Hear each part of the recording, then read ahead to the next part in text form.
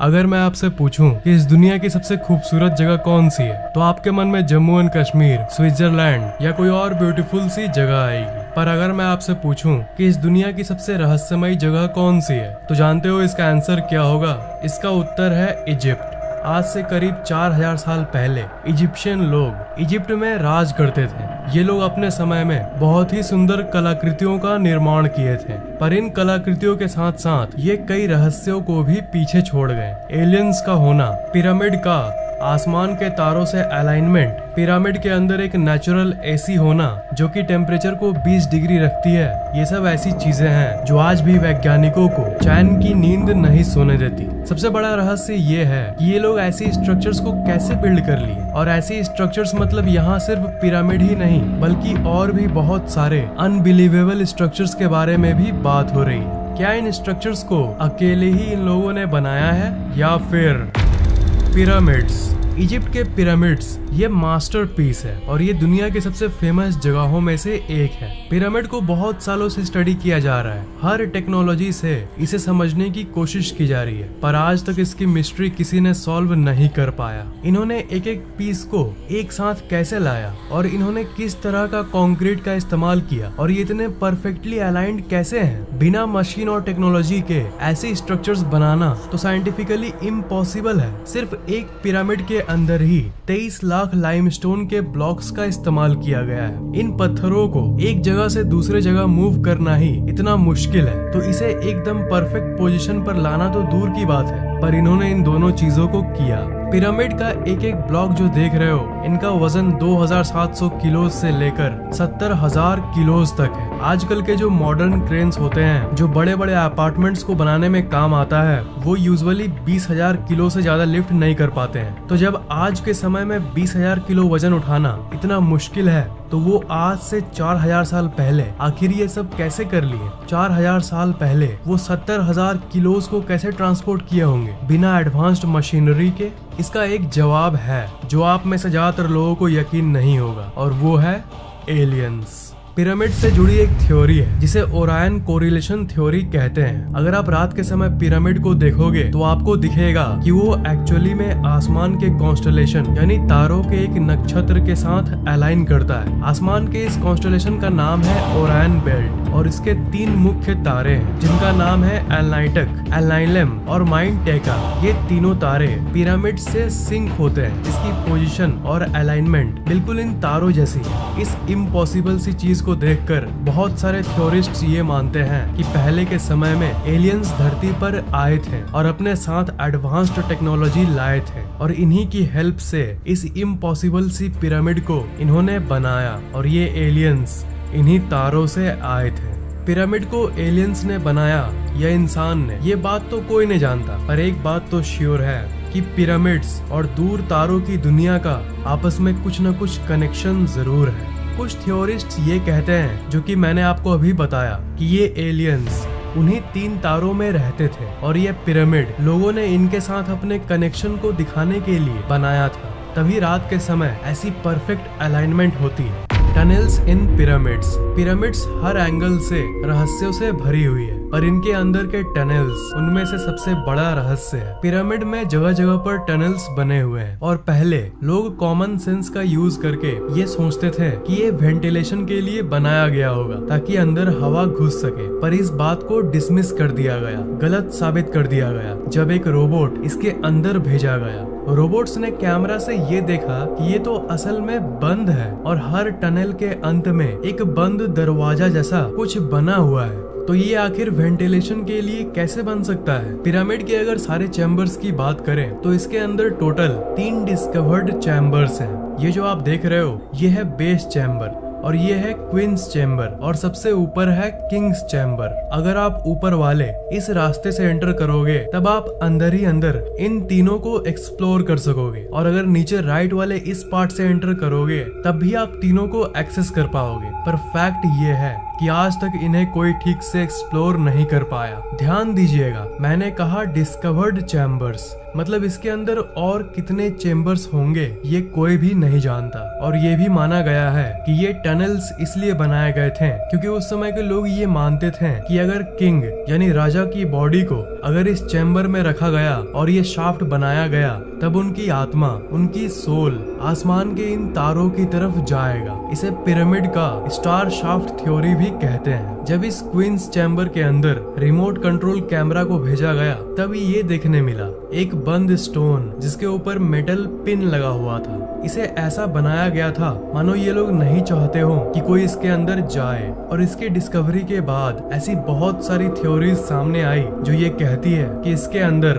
और एक undiscovered chamber मौजूद है। पर एक नए एडवांस्ड टूल के जरिए इस बंद दरवाजे को ड्रिल करके इसके अंदर एक छोटा सा कैमरा को भेजा गया। तो उस कैमरे ने इस फोटो को खींचा और इसके अंदर जाने के पहले ही वो कैमरा एक रहस्यमयी तरीके से खराब हो गया और इसके आगे की एक्सप्लोरेशन अधूरी रह गई। और उसके बाद से वहाँ की गवर्नमेंट फिर कभी किसी को अलाउ नहीं की इस पिरामिड को एक्सप्लोर करने के लिए। पर पॉसिबिलिटी अभी भी है कि इसके अंदर और भी ऐसे कई टनल्स हैं जो अभी तक डिस्कवर नहीं किए गए। वो पिरामिड्स क्यों बनाए गए, कोई एक्सप्लेनेशन न होने के चलते आज तक तो यही माना गया है कि ये पिरामिड्स उस समय के राजा और रानियों के कब्र के पर्पस के लिए बनाया गया था।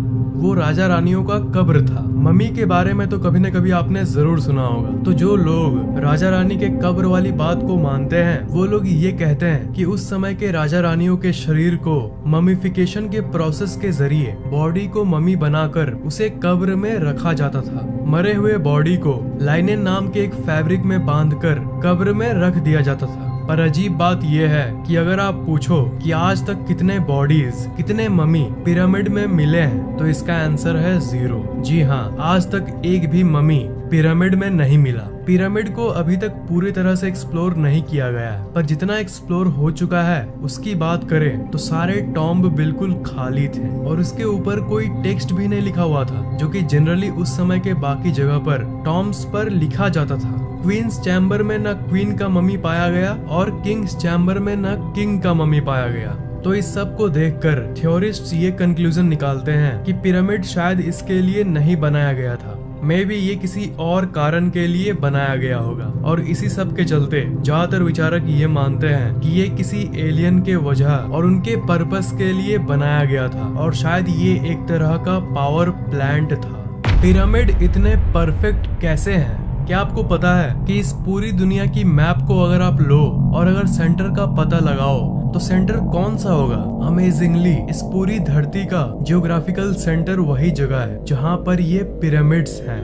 हाँ श्योर, ये कंप्लीट कोइंसिडेंस यानी इत्तेफाक भी हो सकता है, पर ये मत भूलिए कि ये पिरामिड्स उस समय बनाए गए थे जब इंसानों को धरती के बारे में कुछ नहीं पता था। उस समय तो ये भी डिस्कवरी नहीं हुई थी कि धरती गोल है। जैसा कि आपको पता ही होगा, पहले के लोग ये मानते थे कि अर्थ फ्लैट है। तब उस समय ये लोग आखिर अर्थ के सेंटर को कैसे ढूंढ लिए? और एक चौंका देने वाली बात ये है कि इस पिरामिड का एक पार्ट एकदम नॉर्थ पोल के अलाइनमेंट में है। अगर इसके सेंटर से एक एरो निकाले तो वो सीधा नॉर्थ पोल पर जाके मिलेगी। बस कुछ किलोमीटर का सिर्फ थोड़ा सा ही फर्क है। पर आपको ये जान के हैरानी होगी कि आज से 4000 साल पहले लैंड मास जो था उसकी पोजीशन एक्चुअली थोड़ी सी चेंज हो गई है और टेक्टोनिक प्लेट्स हिल गए हैं। इसलिए जो थोड़ी सी फर्क है वो भी सालों के धरती की स्ट्रक्चर बदलने के चलते हुई है, जो कि नेचुरली होते रहती है। नहीं तो उस समय 4000 साल पहले ये परफेक्टली अलाइंड था नॉर्थ पोल के तरफ। पिरामिड स्टोन्स,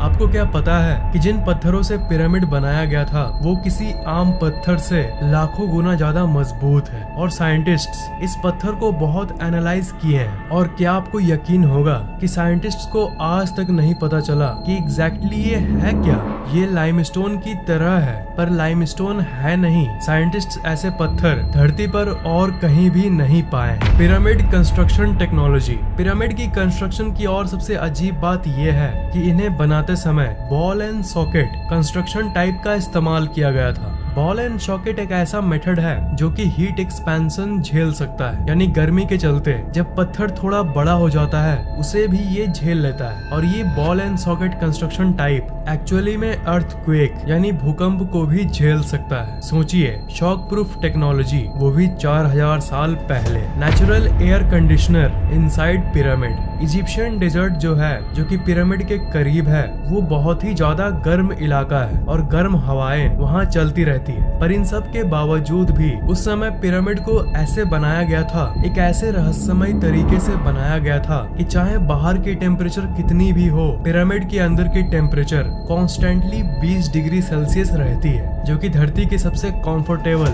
और एवरेज टेम्परेचर है। इसे आप 4000 साल पहले की नेचुरल एसी यानी एयर कंडीशनर भी कह सकते हो। तो क्या ये सब facts, natural AC, earthquake resistant buildings, Orion star alignment, north pole direction without compass, क्या ये सब महज इत्तेफाक है या फिर सच में इसके पीछे किसी इंटेलिजेंट प्राणियों का हाथ है, जिन्हें इतना नॉलेज था इस दुनिया के बारे में जितना हमें आज भी नहीं है? थ्योरिस्ट्स का ये मानना है कि ये नॉलेज उन इजिप्शियन लोगों को एलियंस ने ही दिया था।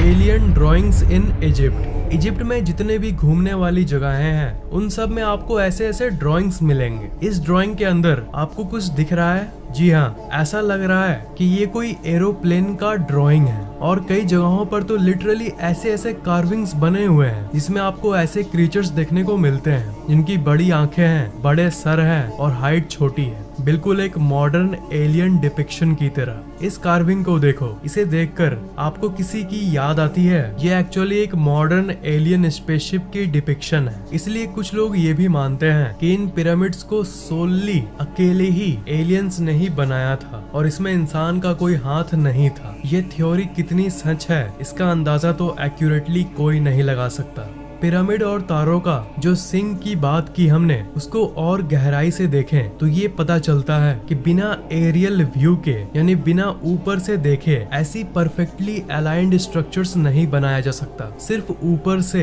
एरियल व्यू की हेल्प से इसकी पोजीशन को कंसीडर किया जा सकता था। और 4000 साल पहले तो ड्रोन और हेलीकॉप्टर्स भी नहीं थे, तो आखिर ये जमीन पर बैठकर ही अलाइन कैसे कर लिए? सिर्फ दूसरे प्लैनेट्स के प्राणी ही ये सब कर सकते थे। सिर्फ एलियंस ही एरियल व्यू पता कर सकते थे ऊपर से अपने स्पेसशिप की हेल्प से। Amazing sun alignment of pyramids. हर साल 21 जून को समर सोल्स्टिस होता है, यानी सबसे बड़ा दिन और सबसे छोटा रात वाला डे। इस दिन अगर आप शाम को ग्रेट पिरामिड को व्यू करोगे तो वो कुछ ऐसा दिखेगा। पिरामिड के ठीक सेंटर में उस शेर के ठीक ऊपर से ऐसा सूरज का व्यू। तो ये सबको मद्देनजर रखते हुए, इतनी कैलकुलेशंस करते हुए आखिर वो लोग कैसे जानते थे? एक चीज इत्तेफाक हो सकता है, पर ये स्ट्रक्चर्स इतनी सारी इत्तेफाक अपने अंदर रखती है कि इसे हम इत्तेफाक नहीं कह सकते। ये श्योरली बनी बनाई योजना थी। तो इसलिए ज्यादातर थ्योरीज ये कहती है कि उस समय दूसरे दुनिया के एलियंस ही इतने कॉम्प्लेक्स कैलकुलेशंस कर सकते थे। उनके पास ऐसी नॉलेज और ऐसी टूल्स थी जो आज के आधुनिक साइंस के पास भी नहीं है। Dendera light. इजिप्ट में एक डेंडेरा नाम की जगह है, वहाँ पर एक टेम्पल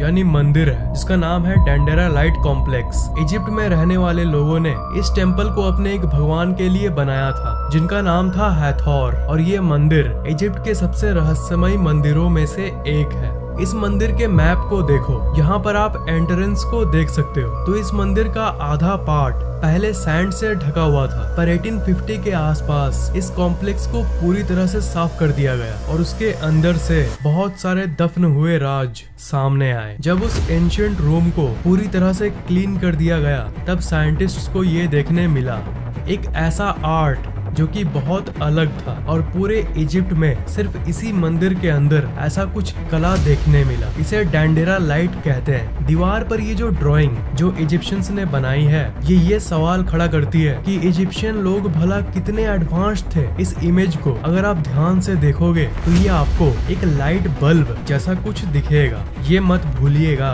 कि हम 4000 साल पहले की बात कर रहे हैं। इस इमेज को देखकर थ्योरिस्ट्स ये कहते हैं कि एंशिएंट इजिप्ट में इलेक्ट्रिसिटी यानी बिजली एग्जिस्ट करता था और 4000 साल पहले इन्हें इलेक्ट्रिसिटी टाइम ट्रैवलर्स यानी समय यात्रियों ने या फिर पहले के एंशिएंट एलियंस ने दिया था। और थ्योरीज का ये कहना है कि ये लाइट बल्ब वो चीज है जो रात के समय इन्हें पिरामिड और बाकी स्ट्रक्चर्स बनाने में हेल्प करती थी। एक बल्ब होती है जिसे क्रूक्स ट्यूब कहते हैं। अगर आप इस इमेज पर आज के एक मॉडर्न क्रूक्स ट्यूब से कंपेयर करोगे तो ये कुछ ऐसा दिखेगा। इस बल्ब के अंदर जो फिलामेंट है उसे इजिप्शियंस ने एक सांप से दर्शाया है और इसके एंड में इस जगह एक लोटस फूल बना हुआ है जो कि एक मॉडर्न सॉकेट को दर्शाता है जो कि असली बल्ब में होता है। और नीचे एक वायर तार आ रही है जो कि एक बॉक्स में लगी हुई है जहां से बिजली आ रही है। और ये जो इंसान है ये एक डेंजरस सा टूल लिया हुआ है जो कि ये दर्शाता है कि ये बल्ब आपके लिए जानलेवा हो सकता है अगर आप इसे सही से इस्तेमाल न करो। सही से इस्तेमाल नहीं किया गया तो आपको करंट मार सकता है, आपको शॉक लग सकती है। स्विट्जरलैंड में एक मिस्ट्री पार्क है, वहाँ पर बिल्कुल इसी चीज का एक मॉडल रखा गया है। तो इस फोटो से आप अंदाजा लगा सकते हो कि उस समय की लाइट बल्ब वाली बात अगर सही है तो वो कैसी दिखती होगी। 4000 साल पहले लाइट बल्ब, टेक्नोलॉजी और इलेक्ट्रिसिटी,